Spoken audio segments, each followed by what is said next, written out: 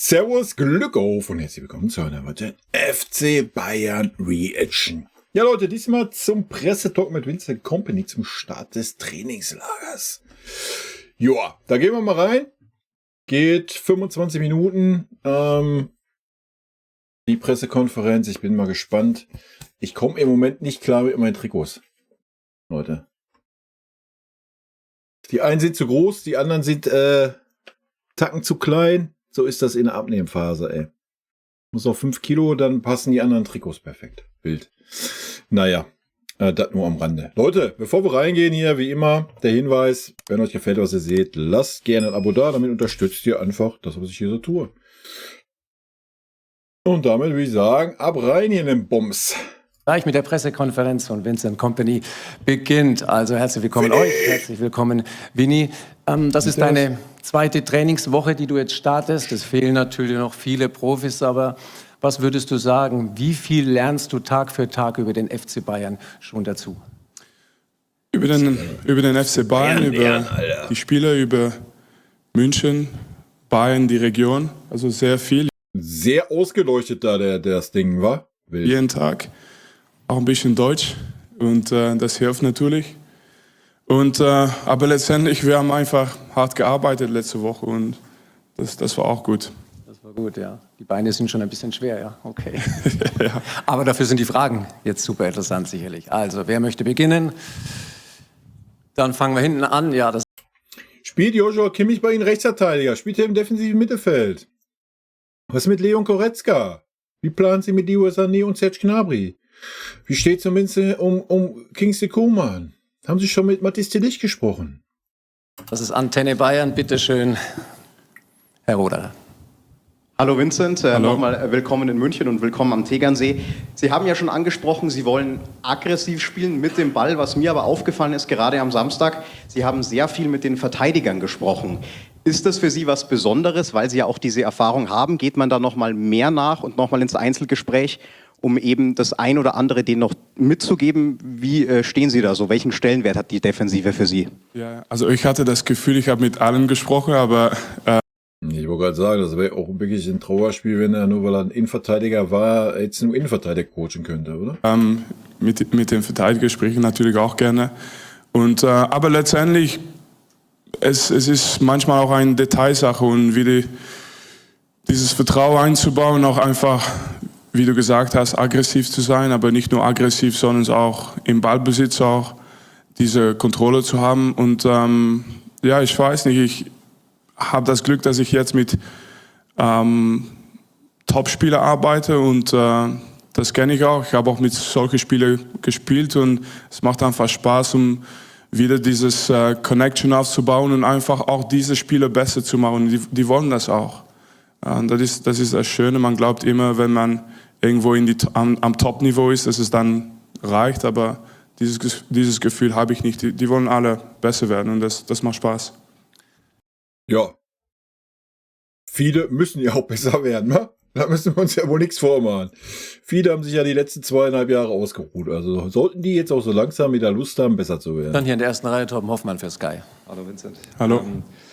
Uli Hoeneß hat gesagt, es müssen jetzt nach den Einkäufen auch erstmal wieder Spieler verkauft werden. Wie ist bei Ihnen persönlich die Planung, zum Beispiel mit Joshua Kimmich? Es wird ja viel spekuliert über gewisse Namen. Was sag ich?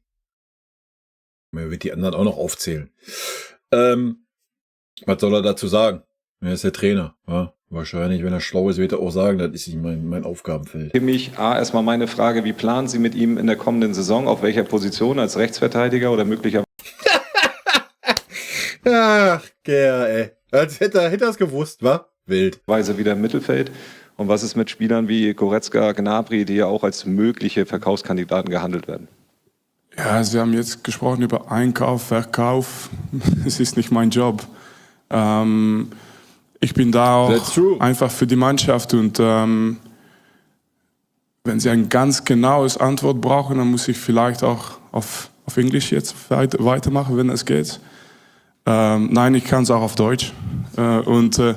Es ist ganz einfach. Ich bin hier auch gekommen für diese Spieler. Jeden Spieler in dieser Mannschaft sind alle sehr, sehr gute Spieler, sehr talentvoll. in Vergangenheit auch sehr erfolgreich, aber es geht mir um Zukunft und ich bin der Einige, der nicht zu viel über den Vergangenheit reden braucht.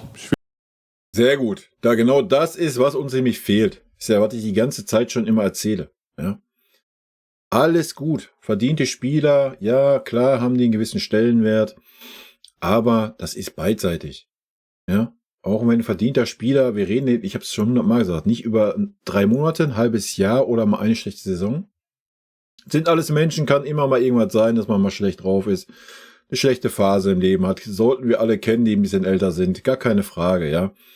Aber erstens geht es um Leistungssport. Und das ist ein Tagesgeschäft. Und nicht, ich war mal vor 3 Jahren gut. Und zweitens, wie ich schon sagte, ja, der Zeitrahmen, in dem diese Spieler nicht mehr performen, ist massig groß. Und da ist es gut, dass jetzt so ein unbelasteter Company daherkommt und das auch so klipp und klar sagt, es interessiert nicht, was in der Vergangenheit war. Ne? Und das ist ja auch ein Vorteil. Ne? Eben auch für einen Goretzka, für einen Kimmich, für einen Gnabry. Wenn die wirklich alle da bleiben wollen, ja, dann ist das so. Ja, dann haben sie jetzt die Chance, sich zu zeigen in der Vorbereitung und danach wird ein Company sagen, ja, kann ich gebrauchen, kann ich nicht gebrauchen, kann ich gebrauchen, kann ich nicht gebrauchen und fertig. Und dann ist der Bums durch. Ja? Und genauso muss das auch sein. Ne? Ganz einfache Kiste. Ich will einfach mit den Jungs zusammenarbeiten, dieses Energie spüren, wie ich letzte Woche gespürt habe. Und also Namen gehören nicht zu meinem Denken. Es ist einfach ein Gefühl, dass jeder Hunger zeigt. Und vielleicht beantworte ich die nächste Frage auf Englisch, aber... We'll see. Wo sehen Sie Joshua Kimmich bei Ihnen, in Ihrem System, in Ihrer Denkweise? Gar nicht. Ja, aber so I understand the question. I really understand. Ich verstehe die Frage wirklich, aber wir könnten jetzt alle Namen durchgehen. Harry Kane, Musiala, wie denke ich über Goretzka, Serge Gnabry.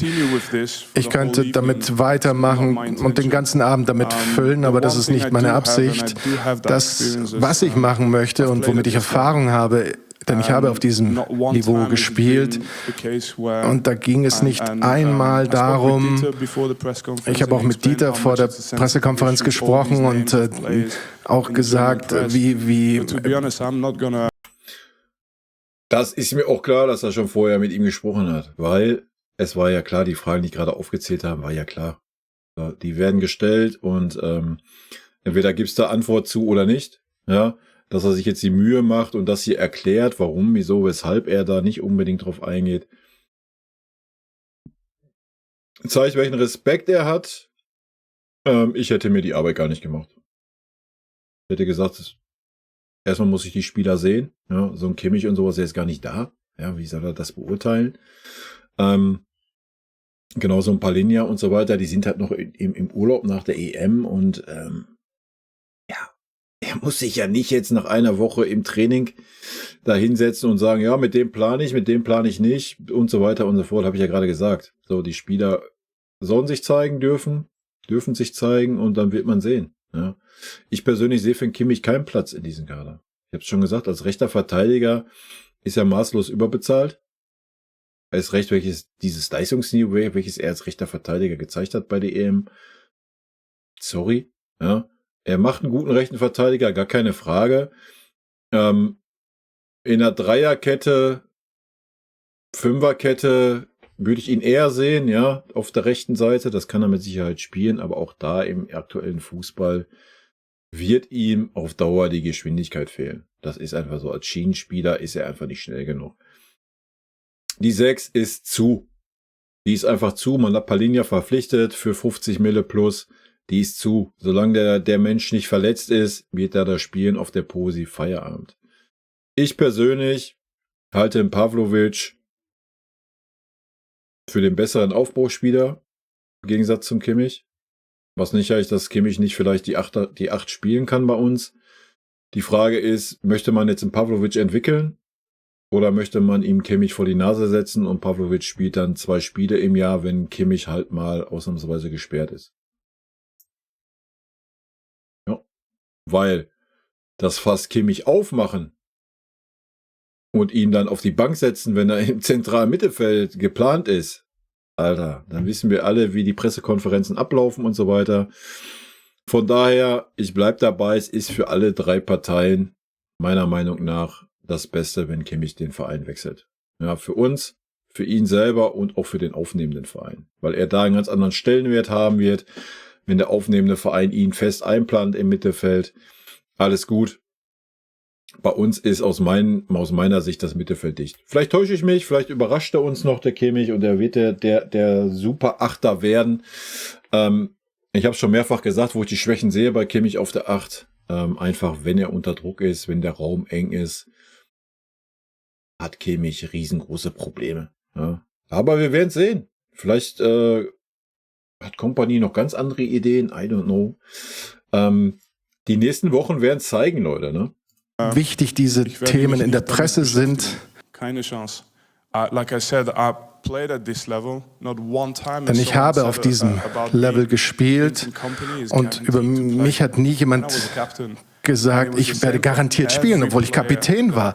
Und das war bei jedem Spieler das Gleiche, mit dem ich in all den Jahren gespielt habe. Das Aufregende ist, dass jeden einzelnen Tag mit diesen talentierten Spielern versucht man etwas Besonderes zu kreieren und sich zu verbessern. Und diese Spieler sind es gewohnt, wirklich die höchsten Ansprüche zu erfüllen. Das lieben sie. Und deswegen hoffe ich, dass sie auch das in dieser Saison lieben werden, dass sie 60, 70 Spiele jeweils ans Limit geben. Und dafür brauchen wir jeden. Und wenn sie jetzt Namen nennen wollen, dann sind wir komplett neben dem eigentlichen Ziel, denn für mich geht es darum, nicht einen Namen jetzt und dann das nächste Mal über den 2., 3., 4. Namen zu sprechen, und das wäre ein Fehler. Ja, vollkommen richtig. Ja, wir müssen da mal wieder wegkommen von, habe ich ja auch schon immer gesagt und habe ich ja gerade auch schon gesagt. Du musst wieder wegkommen davon, so wie es beim Tuchel war, weil Tuchel sich da selber reingeritten hat mit seinem jedes Spiel ist ein Thomas Müller Spiel. Du musst davon wegkommen. Die Mannschaft hat im Fokus zu stehen und nicht einzelne Spieler. Da muss nicht die Frage kommen, ja, warum spielt Thomas Müller nicht? Oder ist das heute ein Müller-Spiel? Oder warum spielt dann Josh nicht? Warum spielt ein Leo nicht? Warum spielt der und der und der und der nicht? Wen interessiert's? Die Mannschaft. Ja, über die Mannschaft kann man reden. Ja, da müssen wir mal langsam wieder von wegkommen. Wie lange hat Sané die ganze letzte Saison bestimmt, Alter? Das ist doch lächerlich. Wir reden über Mannschaftssport. Hat sich jeder unterzuordnen. Punkt, aus, Feierabend. Und wenn dann einer meint, er muss in der Öffentlichkeit aufmupfen, da musst du ihn knallhart sanktionieren und auf die Bühne schicken und zum Notfall, zack, Trainingsgruppe 2, bam, Ruhe im Karton. Ja. Ich finde es gut, wie er darauf geantwortet hat. Ich bin mir auch sicher, da kommt in der nächsten Pressekonferenz wieder eine Nachfrage, dann kommen die ersten 1, 2 Spiele vielleicht mal eine Nachfrage und ich glaube, dann wird er da noch mal ein bisschen energischer sagen, dass die Fragen nicht beantwortet werden und dann sollte der Drops hoffentlich auch gelutscht sein. Ja, und wir nicht jede Pressekonferenz wieder irgendwelche Fragen hören zu irgendwelchen Spielern, die nicht spielen, die auf der Bank sitzen. Ja, wenn diese Spieler beim FC Bayern bleiben möchten, was völlig legitim ist, dann haben sie in den Konkurrenzkampf zu gehen. Feierabend. Und für mich nochmal, die 6er-Position ist außer Konkurrenz. Es gibt keinen anderen Spieler dieser Art, wie ein Palhinha spielt. Da ist ein Pavlovic noch der am meisten 6er ist von den ganzen zentralen Mittelfeldspielern, die da rumlaufen bei uns. Meiner Meinung nach. Und auf der Rechtsverteidigerposition, ja, du hast mit dem Stanisic verlängert. Ja, mit dem wir es ja auch nicht gesagt haben, pass mal auf, wir verlängern jetzt mit dir, wir bauen auf dich, aber wir setzen dir einen Kimmich vor der Nase. Ja, und dann hast du noch einen Zacha Boe, wo angeblich ein Kompanie-Fan von ist oder ihn schon mal verpflichten wolle. Und ich halt sehr viel Stücke auf dem Boe. Ja, ich bin sehr gespannt auf den Spieler. Ist auch ein ganz anderer Spielertyp, ja. Von daher, so kannst du es aber durchgehen, wie er es auch sagte. Du kannst dasselbe Thema mit dem Goretzka aufmachen. Wo soll ein Goretzka spielen? Halb links, halb rechts im Mittelfeld. Hat er unterm Tuchel Palmer gespielt, völlig abgetaucht. Auch da, wenn der Gegner tief steht, ist ein Goretzka völlig fehl am Platz. Es ist einfach nicht mehr zeitgemäß. Ja? Der Fußball hat sich einfach verändert und da ist das Duo Kimmich-Goretzka in der Zentrale nicht mehr zeitgemäß. Ja? Wie gesagt, Kimmich als Achter, ja, müsste man sehen. ob er sich da ein bisschen umstellen kann, dann könnte das natürlich klappen, ja, weil er kann einen guten Chipball spielen, das wissen wir, er hat auch einen guten Schuss und so weiter, gar keine Frage, ja. Auch ein Leon hat seine Stärken, wenn es darum geht, in den Strafraum mit vorzustoßen und so weiter. Aber Leon hat natürlich seine Stärken, wenn es um Umschaltspiel geht, wenn es um Räume geht, ja. Und das haben wir aber in 90% der Spiele nicht. Ja. Und die Außen, ja, da muss man mal abwarten, wie plant ein Kompanie, ja. Plant er mit Außen-Schienenspielern oder plant er eher auf Halbposition und dann wirklich hinten eine Dreier- bzw. Fünferkette, dass einer der beiden Außenverteidiger vielleicht hochschiebt, ja, und dann wie so ein Boyer, der dann hochschiebt und sich der linke Verteidiger dann fallen lässt zu einer Viererkette oder zu einer Dreierkette, ja, wenn es dann Ito ist, der als linker Verteidiger spielt, dann werden wir im Aufbau eine Dreierkette haben. Und so weiter und so fort. Ne? Da gibt's ganz, ganz viele Möglichkeiten. Und da muss man einfach mal abwarten. Aber der Kader hat ja jetzt eine gewisse Variabilität drinne. Auch mit den Spielern. Ja? Aber mit Sicherheit kannst du auf den einen oder anderen Spieler mit Sicherheit verzichten. Und wir brauchen uns ja auch nicht darüber unterhalten, dass man 50 Millionen für den Olysee ausgibt, um ihn dann auf die Bank zu setzen. Ja? Der wird eine gewisse Qualität haben. Hat man ja auch schon gesehen jetzt in der Vorbereitung auf Olympia. Und wenn er sich nicht verletzt, wenn er fit, frisch zurückkommt, dann wird er Druck machen da auf die etablierten Spieler. Ja, da bin ich mir auch sicher. Und wie er es gerade sagte, wir könnten jetzt jeden Namen durchgehen, aber das würde ja auch bei mir ewig dauern. Und von daher, die Mannschaft ist das, was zählt. Feierabend. Wir müssen wieder dahin kommen, dass es um die Mannschaft geht und dass eine Mannschaft auf dem Platz steht. Das ist doch, was uns die letzten Jahre abgegangen ist. Wir haben immer wieder davon gesprochen, es ist kein Mir-ist-an-mir-Gefühl da. Warum denn nicht? Weil die Mannschaft sich nie zusammen gegen eine Niederlage gestellt hat. Oder wenn es mal schlecht läuft, dass die Mannschaft sich dann zusammen gewehrt hat. Nein, jeder, oder auch wenn wir einen Ballbesitz haben, wir haben keine Ideen, dann ist die ärmste Sau der Spieler, der den Ball hat. Keine Bewegung, keiner hilft dem anderen, ja, und so weiter. Da müssen wir von wegkommen. Es darf nicht mehr um die Stars gehen. Um die Stars, die seit 2,5 Jahren keine Leistung bringen und deswegen jedes Mal in denselben dummen Fragen sehen, warum spielt er denn nicht? Ja, wenn da mal ein Trainer mal die Eier gehabt hätte, der sich hingesetzt, ja, weil einfach seine Qualität im Moment seit 1,5 Jahren nicht mehr reicht. Bumm! Fertig. Und dann muss man auch nicht mehr nachfragen, wa? So wie es erst gerade macht, ist völlig legitim.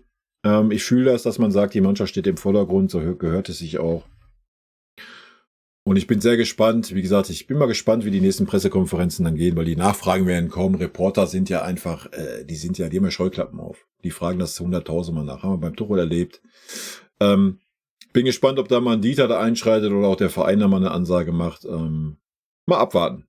Kann man die Frage anders stellen? Uli Hoeneß hat gesagt, aktuell sind sehr viele Spieler oder zu viele Spieler da. Kann man als Trainer zu viele Spieler haben oder heißt Konkurrenzkampf auch gleich, jeder pusht sich bis zum Maximum, also bessere Leistung am Ende? Yeah, but I'm not here to do the press conference about what Uli Hoeneß said. Nein, ich werde nicht die Pressekonferenz darüber führen, was Uli Hoeneß gesagt hat. Ich respektiere ihn sehr, aber meine Aufgabe ist, mich darauf zu konzentrieren und auf meine Arbeit. Heute habe ich 23 Feldspieler, 4 Torhüter, manche mit enormem Talent, manche sehr jung, manche sehr erfahren, mit höchster Qualität. Und meine Aufgabe ist es, mich auf die zu konzentrieren. Und in ein paar Wochen, und dann werden wir nochmal 10, 15 Spiele zurückbekommen und dann konzentriere ich mich darauf. Und alles, was darüber hinausgeht und von außen kommt. Ja, 100% true. Ja. Wir können das fast Uli Hoeneß, aber da müsste ich ein extra Video zu machen, ja, zu seinen tollen Aussagen, die er getätigt hat. Hat er wieder den Geltungsdrang gehabt, konnte sich ja wieder nicht zurückhalten. Er war ja wieder irgendwo eingeladen, da muss man ja gleich wieder zu allem Scheiß irgendwas sagen. Und ich halte die Fresse am besten, und sonst ist gleich wieder Eskalation angesagt, was das Thema anbelangt. Sehr gute Reaktion von ihm und das ist auch genau richtig, ja. Auch hier der komplette Gegenpart vom Tuchel, der da immer dann noch versucht hat, da irgendwie was zu moderieren, zu sagen, hier bla bla bla. Genau richtig. Sag einfach, das ist nicht, du bist nicht da, um darüber zu reden. Du bist da, um über die Spieler zu reden, die du gerade im Kader hast. Feierabend. Kaderplanung. Frag Max Eber, frag Christoph Freund. Ja, was ein Uli Hoeneß labert. Wen interessiert's, Alter? Es hat nicht mehr zu interessieren. Der ist Aufsichtsrat, Mitglied. Der ist nicht mehr operativ im Geschäft. Ja, lass ihn quatschen. Ja. Und das ist genau die richtige Reaktion darauf. Du musst diese ganze Scheiße immer abblocken, weil die werden nicht die Klappe halten. Ja? Und Uli Hoeneß wird das alle 4, 5, 6 Wochen wieder seinen Senf raushauen. Und dann wieder diese Sprüche, die er gemacht hat, und dann wieder zu sagen, ja, aber ich bin im operativen Geschäft, habe ich ja nichts mehr zu tun, ich kannte den Spieler gar nicht, bla bla bla bla bla. Alter, aber wie gesagt, anderes Thema, anderes Video. Okay, erweitern wir das Fragespektrum ein bisschen. Ja, ja, das Fragespektrum. Wir reden über Bayern. Hallo Vincent. Hallo. Sie haben gesagt, Sie haben über Bayern auch schon ein bisschen was gelernt. Genau. Was haben Sie gelernt, seitdem Sie hierher gekommen sind? Was haben Sie gelernt, welche Bedeutung auch der FC Bayern und das Bayerische miteinander haben? Das Mir san mir, was das bedeutet. Ja. Was hat so das die letzten Wochen gebracht für Sie? Also erstmal über die Berge in Bayern. Also sogar ein kleines Berg ist schon schwer hochzukommen, sagt man das so? Ja klar, auf jeden Fall. Die Beine tun noch weh. Und, aber danach ist es schon ein ganz besonderes Region im Europa, glaube ich. Es gibt nicht viele Regionen, die so stolz sind auf ihre eigene Kultur, eigene Identität. Und ich versuche jetzt noch all diese Sprüche reinzukommen, so, habe die Ehre, was heißt das? Ist einfach eine Begrüßung, okay, gut, Servus und so weiter und auch das Essen. Und für mich ist es einfach so, dass man immer ein besseres Gefühl hat. Wie sympathisch er einfach ist, oder? Wie sympathisch er einfach ist. Ja? Und wie authentisch, also man nimmt ihn das auch ab, was er da erzählt. Ne? Das ist nicht so wie ein Tuchel, so unnahbar und so bla bla bla. Sorry, dass wir jetzt nochmal das Tuchel-Thema aufmachen, aber wir haben jetzt gerade nur mal den Vergleich zum Tuchel. Man nimmt ihn das halt ab, ja. Und das ist gut. Die Leute, wenn man sich diese Mühe macht. Und ich habe jetzt München auch besucht, ich habe andere Sachen gemacht. Wir haben auch hart trainiert. Also ich mache nicht nur das, wir haben auch hart trainiert letzte Woche. Aber den extra Schritt will ich schon machen. Und für mich ist einfach ganz wichtig, aber ich bin nicht der Einzige. Mein Staff macht genau das Gleiche. Und am Ende hoffentlich in die nächsten 4 oder 5 oder 6 oder 7 Jahre sind wir, ja, wieso lacht ihr alle? Ah, schön, ey, ich sag ja, Top-Typ, Alter. Gefällt mir richtig gut, ey. Und ich drücke ihm alle Daumen, die ich besitze und noch mehr, dass das wirklich klappt, ey. Das wäre super schön. Ja, aber sind wir eigentlich alle adoptierte bayerische Leuten. Mir san mir. Ja, das ist mir immer erzählt worden wie ein Gefühl. Eher als ich habe überall gesucht, was heißt das? Und wenn du einfach 10 Leute anhört, dann gibt es einfach sehr viele Erklärungen. Ja, da haben wir ja auch schon mal drüber gesprochen. Für den einen heißt es das, für den anderen dies. Am Ende des Tages ist es ein Gefühl. Ja? Da gehe ich mit. Und wie gesagt, das ist bei vielen Menschen einfach individuell, was es auch genau heißt. Aber ich würde sagen, so auf Vereinsebene ist es eben dieses in Anführungsstrichen familiäre, obwohl man dieses Business ist. Es ist ja nun mal fast nur noch ein Business. Das hat immer Vor- und Nachteile. Ne? Das sehen wir ja gerade bei den etablierten Spielern und so weiter, dass das nicht nur Vorteile haben kann, wenn man da ein bisschen zurücksteckt.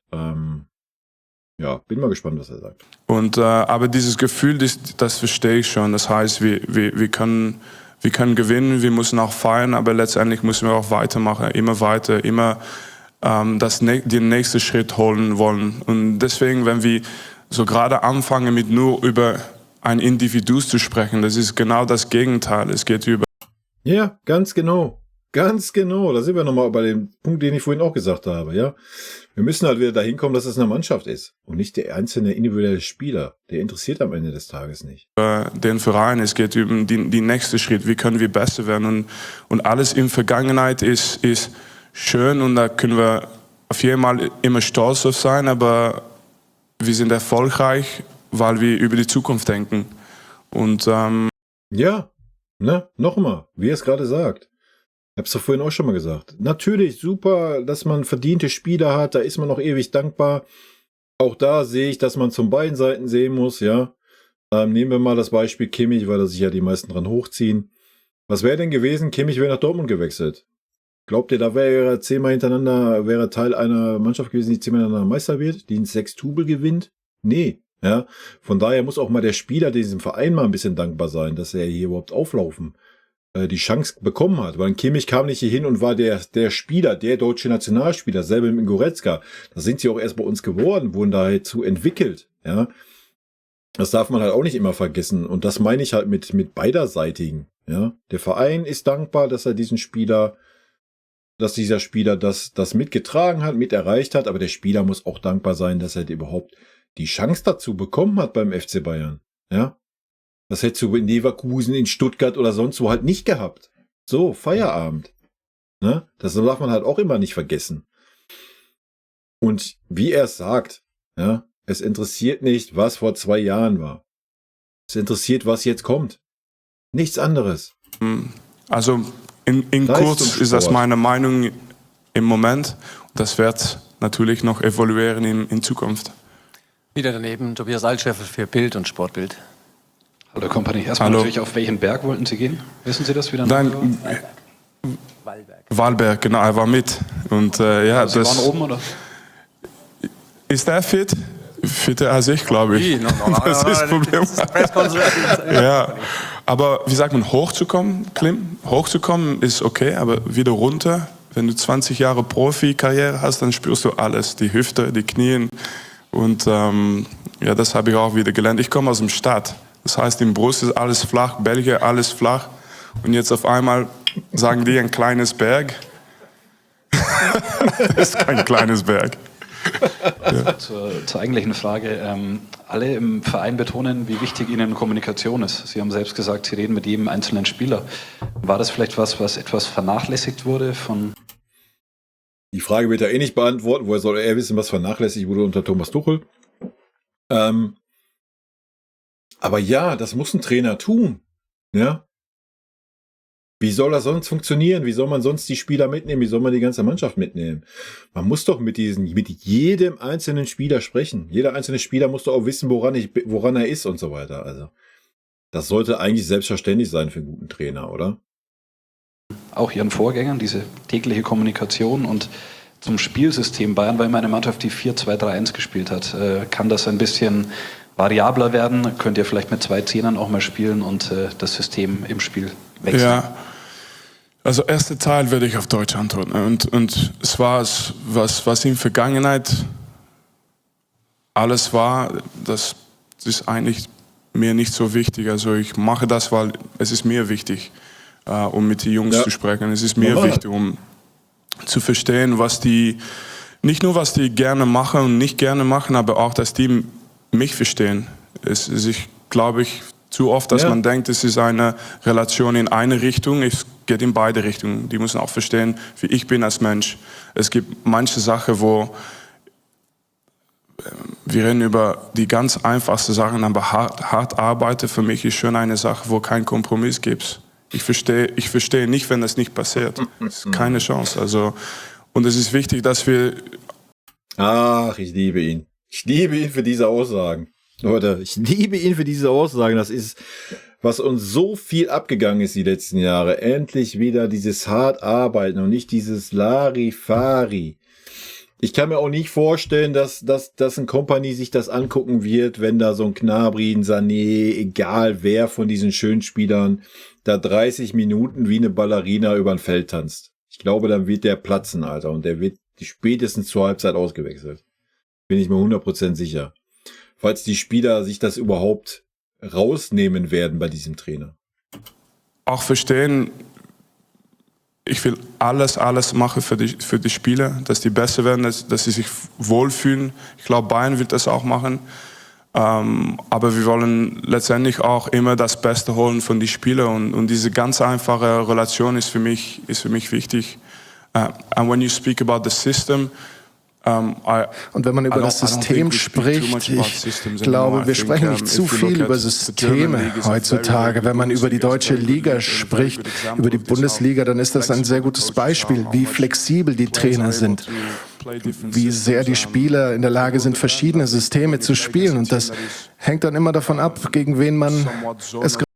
Na, das waren wir in der Vergangenheit leider nicht, muss man ganz klar so sagen. Zumindest nicht in der letzten Saison. Davor war es auch schwierig. Auch Nagelsmann hat immer seinen Stiefel durchgeballert. Obwohl er zwischendurch schon da mal was versucht hat zu ändern, auch während des Spiels. Unter Tuchel war das gar nicht der Fall. Ganz selten. Ich erinnere mich an 2 Spiele, wo er dann in der Halbzeit mal was geändert hat. Aber ansonsten wurde der Stiefel 90 Minuten durchgespielt. Ob das Spielsystem nach 30 Minuten gezündet hat oder nicht, war scheißegal. Gerade zu tun hat. Manchmal spielt man mehr eine Zonenverteidigung, eine Raumverteidigung und manche Mannschaften spielen mehr eine Mann-gegen-Mann-Verteidigung. Es geht oft um Bewegung und es geht oft um die Beziehung zwischen den Spielern, um Räume zu kreieren und wir kennen das Profil der Spieler, die wir haben. Wir wissen, wo ihre besten Positionen sind, wo sie sich wohlfühlen und wir werden immer versuchen, das so als Leitplanke zu nehmen. Vincent, Sie hatten ein gemeinsames Essen mit den Bossen. Uli Hoeneß hat gesagt, da hat er Sie kennengelernt als Mann, der sehr viel arbeitet und für harte Arbeit steht. Welchen Eindruck hatten Sie denn von Uli Hoeneß und den anderen Verantwortlichen und vielleicht noch? Was soll er da jetzt sagen? Selbst wenn er einen schlechten Eindruck gehabt hätte, ja, was ich jetzt nicht glaube, also selbst wenn er das gehabt hätte, er kann sich ja jetzt auch schlecht nicht als Trainer da hinsetzen und sagen, ja, also die Aufsichtsratmitglieder, ne, das war eine Farce. Das sind ja alles die Vollblinden. Ja. Ich meine, das kannst du ja noch niemals machen, wenn die Leute vom Fußball keine Ahnung haben. Ja? Und erst recht nicht, wenn das so Legenden sind wie Karl-Heinz Rummenigge oder Uli Hoeneß. Also die Frage kannst du dir schenken eigentlich. Eine Frage zu Korea. Wie planen Sie die Reise? Welche Spieler werden da dabei sein? Wer darf zu Hause bleiben? Ja, so for sure, it's not necessarily because. Ja, es ist nicht unbedingt, ja, das war jetzt ein privates Essen. Ich werde nicht alles erzählen, was da so passiert ist. Das Gefühl, sagen wir mal, ich ging ins Museum und da wurde alles erklärt, was Bayern so erfolgreich gemacht hat. Es geht auch um große Entscheidungen wie den Umzug aus den Stadien und die Geschichte des Clubs. Und ich habe da auch viel über Uli Hoeneß, Karl-Heinz. Seht ihr, was ich meine? Das, wie er redet und wie er sich mit dem Verein auch auseinandersetzt, ja. Ich weiß nicht, ob ein Tuchel das getan hat oder nicht. Er hat es aber nie kommuniziert und es kam nie rüber, als wenn ihm das irgendwie wichtig wäre. Ganz im Gegenteil, ja, wenn man sich so manche PKs anguckt, wo es dann in der Champions League um andere Clubs ging. Also da siehst du halt, der Mann will, ja, der will und der identifiziert sich mit diesem Verein. Rummenigge, Franz Beckenbauer, Gerd Müller und all die großen Namen gelernt. Und das, was sie gemeinsam haben, ist, dass sie zu keinem Zeitpunkt gesagt haben, jetzt ist genug. Niemals. Und keiner von ihnen. Wenn sie einen Titel gewonnen haben, dann war nie genug. Sie wollten immer den nächsten Titel. Auch wenn sie verloren haben, haben sie immer weitergemacht. Und wir alle haben unterschiedliche Stile, unterschiedliche Richtungen. Ich bin auch noch sehr jung in dieser Hinsicht.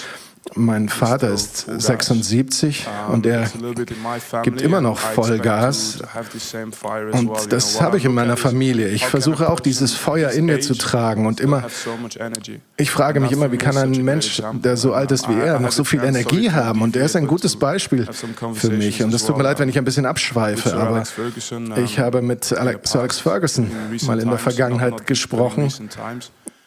Schon ein wenig her und wenn man sieht, wie viel Energie der immer noch hat in seinem Alter, wie sehr er immer noch mit der heutigen Welt verbunden ist und allem, was da passiert. Es ist ja manchmal schwierig, das zu verstehen, was in der Welt unserer Kinder passiert. Also wenn man so alt ist, dass man dann diese heutige Welt so noch versteht, das ist schon herausragend. Also wir dürfen nicht so sehr über Individuen sprechen, denn die Geschichte dieses Clubs zeigt uns, dass es um harte Arbeit geht und die Unnachgiebigkeit.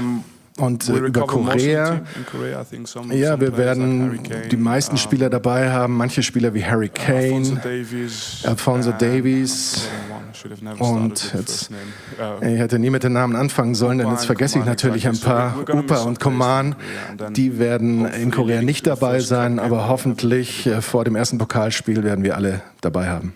Nochmal, erste Reihe, jetzt Christian Kunz für die dpa. Hallo Herr Kompany, worauf kommt es in den ersten Wochen der Vorbereitung besonders an? Und Gnabry und Goretzka haben die EM verpasst. Was für einen Eindruck machen Sie im Training? Sind Sie besonders motiviert, besonders heiß? Ja, also der Eindruck war natürlich positiv und es ist nur Woche 1. Also ich weiß auch, es ist immer einfacher am Anfang, aber ich werde einfach, wie gesagt, ich will nicht zu viel zurückschauen auf die letzte Saison, aber das Einzige, was ich schon nützen will von letzter Saison ist, meine Erfahrung ist, dass solche Spieler nach einer Saison wie letzte Saison, ich meine das jetzt für die ganze Kader, dass die immer eine Reaktion zeigen. Und das ist für mich schon was. Das wäre schön, ja. Das haben sie die letzten 2 Saisons halt nicht gezeigt. Ja, ein Goretzka, ein Kimmich, auch ein Gnabry, die dümpeln seit 2,5 Jahren vor sich hin. Ja. Die haben mal eine Reaktion gezeigt für 2, 3 Spiele und dann sind sie wieder weggedümpelt in ihre, weiß ich nicht. Na? Von daher, wer es sagt, es ist die erste Woche, klar, der neue Trainer, die sind heiß, die wollen sich zeigen. Ich bin gespannt. Ja? Vielleicht kommen sie wieder auf ihr Top-Niveau. Also dass ein Gnabry natürlich ein Unterschiedsspieler sein kann. Goretzka sehe ich als schwierig an in der Mannschaft. Ja, die hat aber auch nicht mehr was mit seiner Qualität zu tun, sondern einfach mit der Position, die er spielt, die so, glaube ich, nicht mehr wirklich da ist in unserer Mannschaft. Aber wer weiß. Was wichtig ist, dass wir gemeinsam eine Reaktion zeigen, dass wir jetzt einfach wir brauchen vielleicht nicht diese ganze große Aussagen Sprüche zu machen, aber einfach zeigen, dass wir Bock drauf haben. Das ist wichtig für mich. Machen wir noch 4 Fragen bitte. Julian Buhl für T-Online. Hallo Herr Kompany. Hallo. Wie planen Sie denn mit Michael Olise? Welche Erwartungen haben Sie auch an ihn in dieser Saison? Und noch kurz zu der Olympiathematik. Er wird ja in Paris dabei sein, Mathis Tell nicht. Können Sie da noch mal kurz erklären, warum diese Entscheidung so getroffen wurde? Ja, also we're talking about an individual in that sense. Wir sprechen hier über einzelne Spieler. Wir haben die großartige Gelegenheit, eine starke Mannschaft aufzubauen und natürlich ist es wichtig für neue Spieler, wenn sie zur Mannschaft kommen, dass wir sie so schnell wie möglich integrieren, aber ich möchte schon auch sehen, und das ist ganz wichtig, denn es ist nichts Falsches darin, jemand den Hunger auf dem Platz sehen zu wollen, die 200% sehen zu wollen. Wir bringen neue Spieler zu diesem Club, weil wir absolut an sie glauben und glauben, dass sie so erfolgreich sein können wie die Spieler davor, die hier erfolgreich waren. Und das ist so eine wichtige Phase für uns, viel Energie in den Kader zu bringen und die Spieler müssen sich beweisen. Aber am Ende ist es auch in Ordnung, mal zu sagen, ja, lass uns das auf dem Platz sehen und das finde ich komplett normal. Und wenn man jetzt die beiden Spieler nimmt, einer fährt zu Olympia, einer nicht, dann ist das etwas, was ich jetzt nicht zu sehr hier besprechen kann und will, das ist zu persönlich. Ja.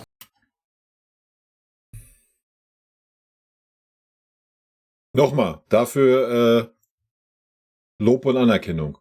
Ne? Einfach, wenn man Sachen sind, wie er es gerade sagt, die zu persönlich sind, ja, oder zu mannschaftsintern, das einfach sagen. Feierabend. Ja, man muss nicht jeden Scheiß beantworten, nur weil jeder da draußen, vielleicht wir Fans mit eingenommen, das unbedingt wissen wollen. Ja? Wenn das vereinsinterner sind oder private Dinge, ja, wie auch immer die Motivation ist, bei den Spielern. Fertig. Dann geht das der Öffentlichkeit nichts an und gut ist. Hallo, Herr Kompany. Hallo. Es gibt ja einen Brauch. Spieler, die mal für Pep Guardiola gespielt haben in ihrer Karriere, die werden immer gefragt, wie war es eigentlich? Also das ist, glaube ich, der Trainer, auf den die meisten Spieler angesprochen werden. Das gilt für Trainer, aber auch für noch aktuelle Spieler. Und dann heißt es auch immer, die Spieler hätten sich im Training immer Notizen gemacht. Also weil Pep Guardiola zu ihnen gekommen ist und ihnen Anweisungen gegeben hat, Tipps und so weiter. Können Sie mal schildern, welche Bedeutung er für Sie hat, auch noch als gegenwärtiger Trainer? Also welche Formen und welche Philosophie haben Sie für ihn übernommen? Und ach, weiß ich nicht. Solche Fragen finde ich immer ein bisschen albern, ja, und ein bisschen auch nicht respektvoll. Ja. Weil das ist Vincent Kompany. Ja, er hat unter Pep Guardiola gespielt und er hat als Kapitän wahrscheinlich auch eine enge Beziehung zu ihm gehabt und so weiter, wird sich auch was abgeguckt haben. Keine Ahnung, also ich weiß es nicht. Ja, ich fühle das immer nicht, solche Nachfragen. Ja. Aber gut. Auch für das tägliche Training. Yeah, so look, I've had to say it many times over the years. Obviously, ich habe das in den Jahren immer wieder gesagt. It's probably one of the most, if not the das most ist vielleicht coaching in this generation. Einer der besondersten, wenn nicht der besonderste Trainer dieser Generation, und diese Art von Menschen beeinflussen immer andere. Aber das Wichtigste für mich war immer, wenn ich das versuche zu erklären, und diese Frage kommt immer wieder, ich respektiere ihn sehr, weil er so viel Einfluss auf meine Karriere hatte. Aber das Wichtigste für mich ist, über meine Fußballideen zu sprechen, und ich versuche, meine Ideen mit meiner Persönlichkeit zu vereinen. Und als ich mit 6 Jahren mit Fußball... Ja, also wir können es kurz, er führt es ein bisschen aus, wir hören es aber gleich weiter an, aber es ist genau das. Ja, es ist Vincent Kompany. Er hat unter Pep trainiert und er wird ihn ein bisschen beeinflusst haben, sonst Weise. Aber jeder Mensch hat doch seine eigene Art und Weise. Ne? Und was erwartet man jetzt auf diese, ja, na klar, ich habe alles von Pep gelernt und mache eine 1:1 Kopie, aber ich bin nur ein anderer Name oder was. Also Fußball gespielt habe, und immer wenn ich mich daran erinnern kann, Fußball gespielt zu haben, dann war einfach meine Vergangenheit Teil davon, weil ich in Brüssel auf der Straße groß geworden bin. Und dann nimmt man von den Trainern, die man hatte, sehr viel mit, wie Mancini, wie Pellegrini. Und die haben mir alle geholfen. Und dann wird man am Ende wie eine Mischung aus all diesen Einflüssen. Ganz genau. Aber ich kann nicht verleugnen, dass ein Trainer wie Pep Guardiola großen Einfluss auf mich hatte. Aber es wäre ein großer Fehler, dann nicht den eigenen Weg gehen zu wollen. Denn man muss das schon daran glauben, dass man das leben kann, was man trainieren möchte. Können Sie uns sagen, wie das erste Gefühl, was wir haben, ist, Sie geben den Spielern manchmal einen Tag mehr frei, aber dafür sind die Einheiten länger und härter als bei Ihren Vorgängern. Ist das so ein bisschen Ihre Philosophie, mal lieber ein bisschen mehr Pause machen und dafür in den Einheiten, die wir machen, richtig hart arbeiten? Ja, wir wollen die Spieler einfach fit haben. Und die Vorbereitung ist schon... Ach, herrlich. Ich feiere diese Kleinigkeiten, Leute. Ich weiß, der eine oder andere von euch wird das nicht verstehen, aber ich feiere einfach eigentlich ist es ja das 1x1. Das sind grundlegende Themen. Ja. Fertig. Das sind grundlegende Themen. Was ganz anderes als vorher. Die spielen auch viel mehr Spielen, und die Profile sind auch geändert. Die Spiele sind viel schneller jetzt, als die früher waren. Das heißt, die machen mehr Sprintmeters im Training, die machen mehr Sprintmeters im Spiel. Und es ist völlig normal, dass den Athletikbereich auch ein bisschen anders wird und das Programm auch ändert. Ja. Aber sonst, letztendlich, wie gesagt, ich will schon dieses Intensität immer haben im Training. Ob es jetzt manchmal 45 Minuten ist oder 2 Stunden, abhängig von was die Wissenschaft sagt, dass wir machen können. Da werden wir uns immer adaptieren. Weil es ist wissenschaftlich aufgebaut. Es ist nicht so, dass ich sage, das würde ich gerne machen heute oder 3-mal trainiere im Wald. Solche Sachen haben mir auch kaputt gemacht als junge Spieler. Ich habe auch gemacht, 7 Uhr morgens laufen im Wald und dann stehen alle an die Ecke, alle Fans da und sagen, schön, gut arbeiten und so. Und dann wieder nochmal und dann dritte Mal und dann wieder den nächsten Tag. Und am Ende hast du Probleme im Knöbel, Probleme in der Achillessehne, Die Spiele sind einfach jetzt so, dass wir klar immer auf Vollintensität trainieren müssen, aber wir müssen einfach machen, dass die auch fit sein. Das ist unsere Priorität mit die. Ja, Erholung gehört genauso dazu. Ja, gar keine Frage. Mit die Vorbereitung. 2 Fragen bitte noch. Georg Holzner für den Kicker in der Mitte. Hallo, Herr Kompanie, ich grüße Sie. Wir haben jetzt über die Spieler gesprochen, die hier sind, oder auch Sie ganz kurz, und über das Gefühl, was jetzt war. Wie ist es mit den Spielern, die noch nicht hier sind? Stehen Sie mit denen auch im Austausch? Haben Sie sich bei Kapitän Manuel Neuer beispielsweise schon erkundigt, wie es ihm geht, da schon mal Rücksprache gehalten, und wie ist Ihre Verbindung aktuell? Ich würde jetzt behaupten, nein, weil die Spieler natürlich auch im Urlaub sind. Aber mal gucken, wer weiß. Zu diesen Spielern, die erst noch zurückkehren aus dem Urlaub? Na, also die Verbindung mit den Kapitäns war schon da, aber es einfach nur ganz kurz vorstellen und dass die wissen, dass wir einander mal gehört haben, dass wir auch ganz locker mal anrufen können, wenn was passiert.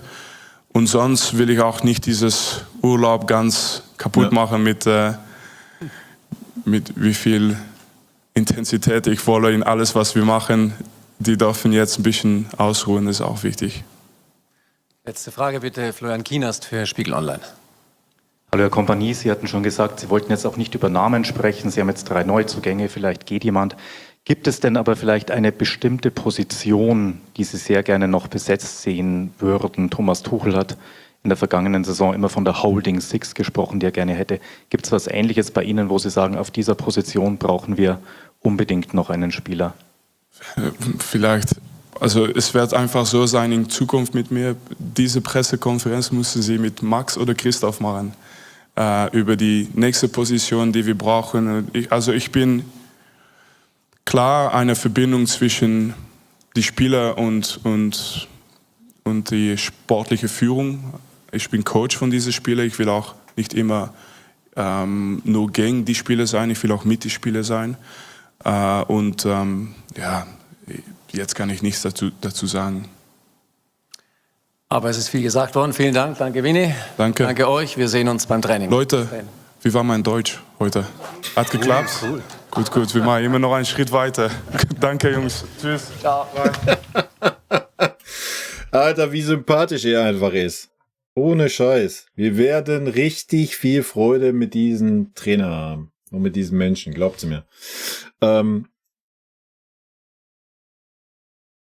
Ich mag ihn, sagen wir es so. Ne? Wir werden sehen, wo es hingeht, aber seine Art und Weise, gerade auch die Aussage und auch diese Ansage direkt, in Zukunft auch diese Art von Pressekonferenzen braucht ihr mit mir nicht halten, sondern mit Max Eberl oder Christoph Freund. Ja, ist genau das, was ich gerade gesagt habe.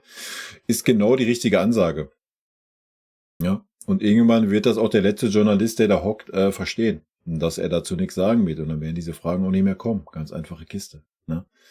Und das ist genau richtig so. Er muss sich nicht da hinsetzen, wie es ein Tuchel getan hat und jeden einzelnen Spielernamen da durchkauen. Ich glaube, das wird er auch in Zukunft nicht machen. Ich glaube, er wird auch in Zukunft irgendwelche Nachfragen da auf einzelne Spieler, glaube ich, wird er nicht drauf eingehen. Ich bin sehr gespannt, ja.